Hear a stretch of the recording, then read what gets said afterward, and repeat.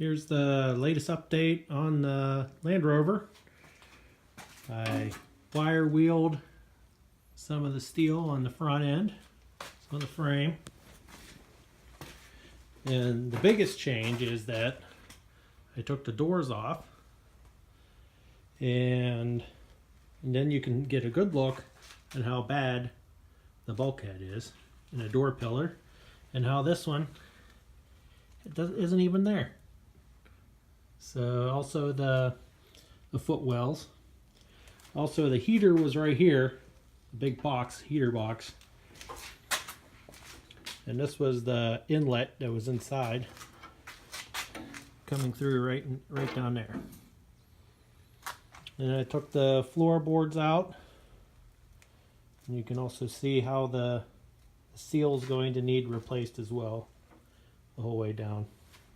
But I'm just working on the front right now. So going over to the other side.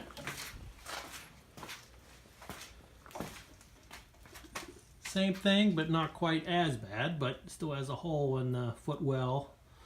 But the pillar is all one piece still. So I'm going to do this side second. I'm going to do the other side first. And then line everything up. And down here. Right inside. This is the same way as the other side. All open, took the floorboard out. This is my first Land Rover, so I'm surprised how you could just take the floor pan out and you can get access to everything. So it's pretty good. So again, the seal needs to be replaced all the way back. So that's one of the plans as well. So what I'm doing right now is that I'm trying to get the front axle away from the frame. Got the back side off. Had to cut the heads off the bolts because they're just completely rusted. Then the front piece here,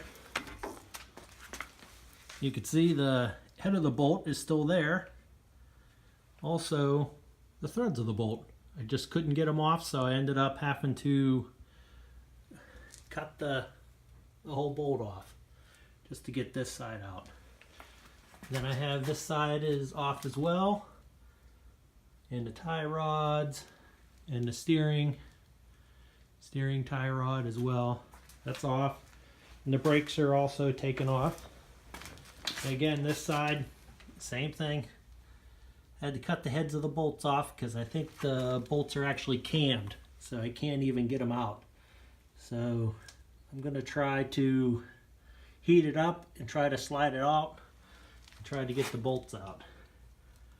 And also I'm going to be replacing the bushings into the frame, so I got to press those out and in the near future too. So hopefully today I'll get this axle out and I'll be able to move that up out of the way so then I can start working on the rust repair underneath the frame. Until next time.